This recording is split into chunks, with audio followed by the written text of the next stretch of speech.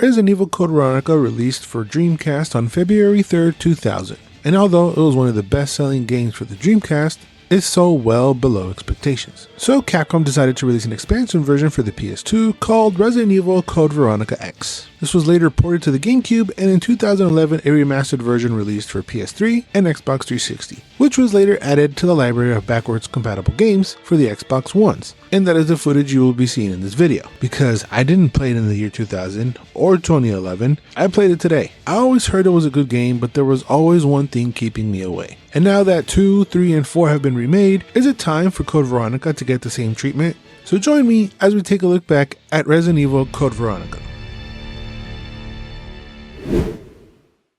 I've played at least a version of every single mainline entry of the Resident Evil series. I played 2 and 3's remakes, but I haven't played the originals, so head down in the comments to let me know if I should. I'm also missing Resident Evil 4's remake. I know it's a big one, but I'm saving it for a later video, so make sure you subscribe for when that drops. So the only one I'm technically missing is Code Veronica. And what was keeping me away from the older titles was always the stupid tank controls. I just struggle with them, but since I now have Resident Evil 1, 0, and the first Silent Hill under my belt, I've grown confident enough that I can manage. But I still truly hate the tank controls, it just hurts my brain. Resident Evil Code Veronica takes place 3 months after Resident Evil 2. After escaping Raccoon City, Claire Redfield raids an Umbrella Corporation facility, and ends up being caught as it is beautifully told in an awesome over-the-top 90s action-like cinematic cutscene.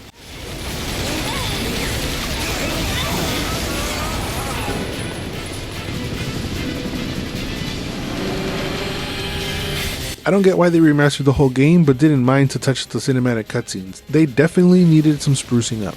I did like the remastering for the most part, the graphics look pretty good, even though Claire kinda looked like Liv Tyler. So Claire wakes up in a prison cell on Rockford Island and discovers there's an outbreak of the T-virus on the island. She also runs into this annoying Canadian kid. Sorry about that little misunderstanding, but I thought you were another one of those monsters. Shut up! Make one wrong move and I'll shoot. Relax, beautiful. I said I was sorry. Steve Burnside is one of the main reasons this game needs a remake. His dialogue is the worst. Most voiceover of the game just didn't age very well. It's very cheesy and over the top. Most characters just sound unintentionally funny. You'll just end up disappointed if you rely on others. Believe me, I know. What was that all about? But Steve is by far the worst. He's not only annoying, but he also comes off as such a brat. Shut up! I don't want to talk about it. And you're supposed to develop sympathy for the kid, but all you really harvest is hate for him. They also try to force some sort of love interest between these two, but it's more like Claire feels sorry for him, and he just comes off as creepy. So they're looking for a way off the island, and what they find is something more disturbing than zombies. I am Ashford, commander of this base. This fool's a weirdo, man. His twin sister Alexia is also running around and is viewed as the mastermind behind trying to take Steve and Claire out. But we then find out there's actually no Alexia at all. It's been Alfred the whole time. What? No!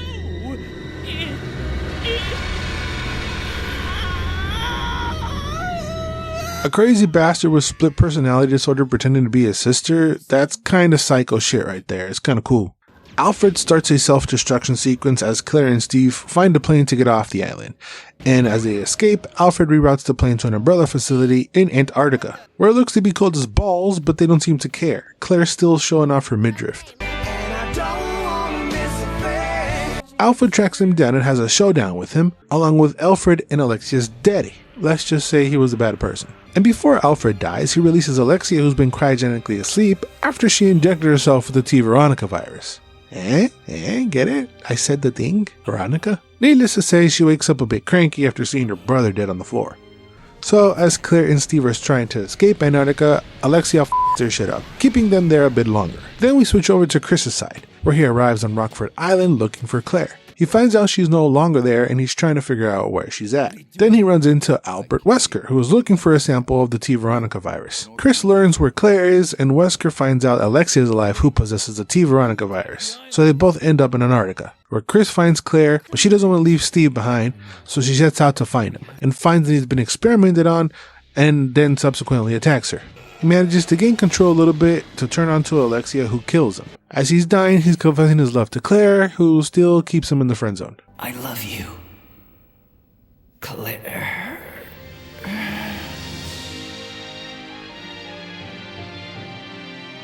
Steve?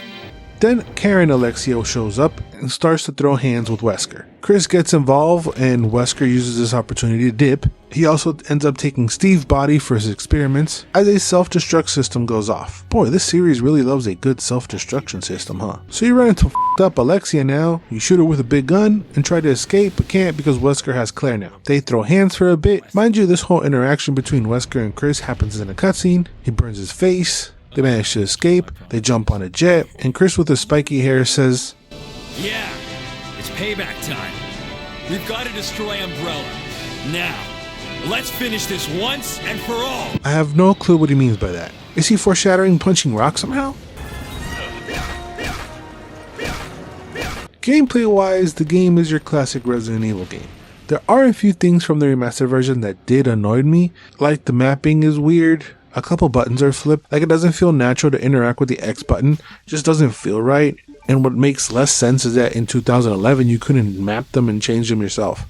Then having to press a button for stairs might be the dumbest mechanic design of all time. It just feels so dumb to do so. I don't get why you can't just walk up and down the stairs as you please. And if there's a zombie using them, you can't use it, you have to wait for them to be done. Zombies like, it's occupado.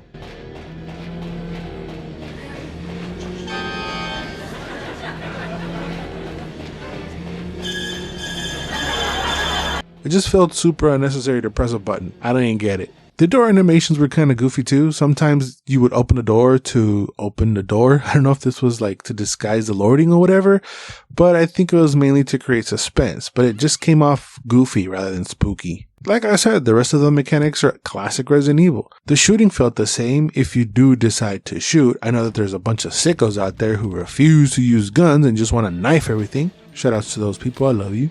But shooting is reliable, it works as it's supposed to. I did find it a bit weird that the machine guns have bullet percentage rather than ammo counter though. This makes me think that you can only use it once, but no, you can actually pick up more ammo and restock. But the shooting mechanic is pretty tight. Even when you are shooting things off screen, you can feel that you're hitting them, mainly because of how good the sound design still is. I really like this little thing, like when you push a zombie off and his head bounces off the wall. It just adds a little bit of realism. Inventory management is a big deal in the series, and I think the way it's done in Code Veronica might be the worst. Typically in the Resident Evil games, you go to where you can go, the areas you have access to, picking up key items along the way. This leads to a lot of backtracking because you might pick up a gem that belongs to something you haven't seen yet and you won't see it for a while. So you put that item in the safety box, and when you do come across what you need it for, you have to head back to the safety box to retrieve it. But in most Resident Evil games, the way that is designed, it makes sense, because there's a clear order in which you might come across certain items.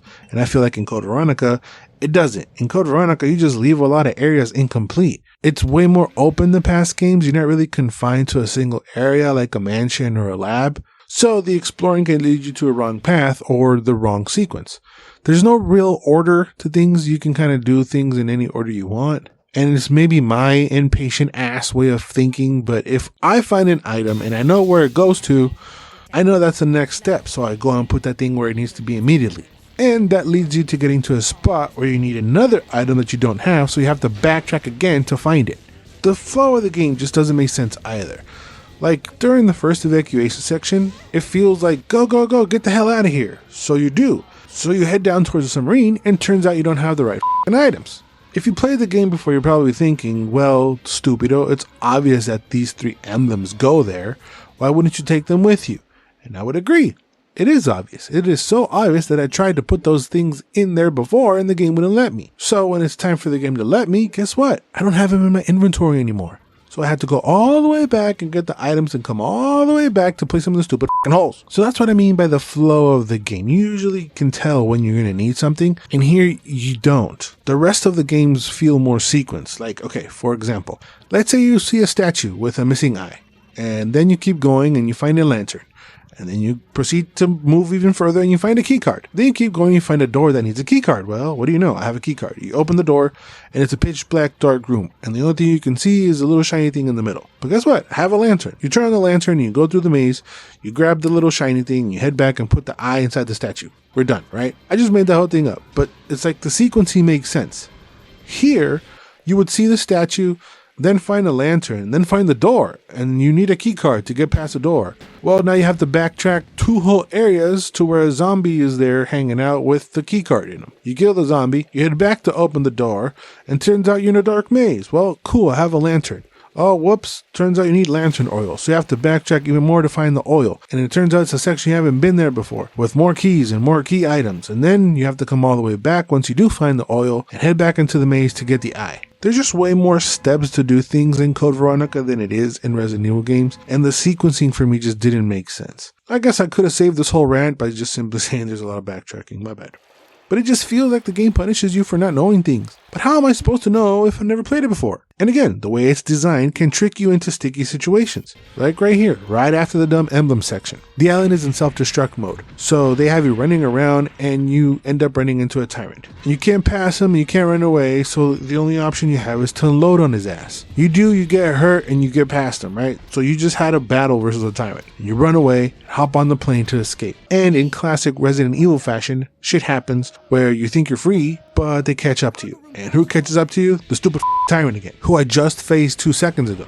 So now I'm all beat up, I have 7 damn bullets, no ammo, no weed. How am I supposed to defeat this freak? Dude, I tried so hard. I checked other videos and walkthroughs to see if there's a way to cheese him. I did find people who would run around and knife him, but even they got hit. I had no health. I couldn't take more than 2 hits or it was game over. I think I tried for over an hour, maybe 2, trying to beat this thing. So I looked online for a solution, and what I found was a bunch of people on Reddit stuck in the same section I was, with the only solution to start the whole game over again. Bro, I was so pissed. I almost didn't do this video because of it. Let me know in the comments if you felt that pain before playing Code Veronica. And while you're down there, what other changes would you like to see in the remake? Maybe you think that the game is perfect and it doesn't need a remake, but let me know your thoughts down below. And while you're down there, if you could like this video if you're enjoying it so far, and consider subscribing to the channel. Don't worry, I won't make you backtrack anywhere. All you need to do is click the little red button and the little notify bell next to it. Thanks in advance. The Tyrant is one of a handful of bosses that you have if you want to have them. Some are just designed pretty badly in the Chris section that if there's like a key in the middle that they're guarding or something, you can break its ankles and grab it and run. You don't even have to defeat them all. It was also funny to me that as Chris, when you're back in the island, random key items just appeared in areas that you've been there before. It's like, where the hell did that come from? I was running around here the whole time. That was never there. This library room was also supposed to be a shout out to the first Resident Evil game. It's the exact same room, but in the moment, it didn't come off as a shout out. It came off as if there were recycling rooms. I guess looking back now, I guess it's pretty cool. I don't know if it's because I'm seasoned now or because of the action-packed opening cutscene, but this game just wasn't scary to me either. Sure, my heart rate rose a little bit when I was being chased by murderous zombie duggies, but the fear wasn't there from an atmosphere standpoint. I was more afraid I was going to run into another part where I had to restart the whole game. I was afraid of that, but not of any zombies or creatures or even the Dune Worm.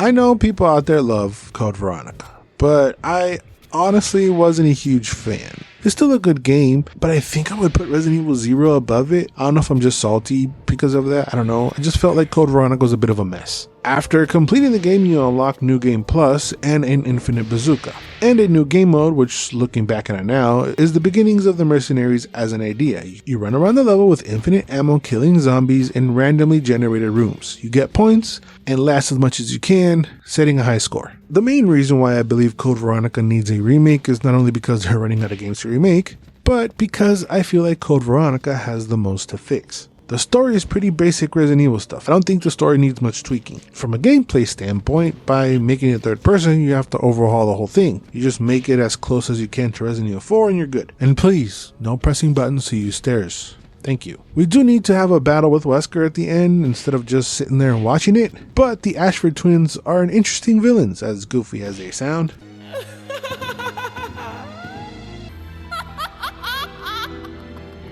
But that is changed with the performances. Not only making the dialogue less cheesy, but we also have to change Steve. Yes! And once we do that, we're good. While we're on the subject of characters, I guess we have to update the short king Chris as well. If you Google his height and weight, the Google says he's 6'1", 216, but this game clearly has him as 5'9", 177.5 pounds. That's a pretty big difference. I feel like this game just needs to be shaped a bit better. You can keep the same elements, the same puzzles, just structured in a more consumable and reasonable way. You might have to find a link because what occurs in this game doesn't feel like it was impactful at all to any games after it. I could be wrong. Like I said, there are people out there who love Code Veronica how it is. And like I said, also let me know why you love it so much down in the comments. But I also have a feeling that Code Veronica would be one of those games that the fans wouldn't mind the changes for. Besides, I trust the way Capcom introduces changes that both satisfy fans and newcomers alike. Maybe because they've done so many by now and they learn from each one. They did disappoint me with Resident Evil 3, but that's a different topic for another time. Before I go, I feel like I must confess to you guys something. I made this video because it was one of the only main Resident Evil games I had not beaten yet.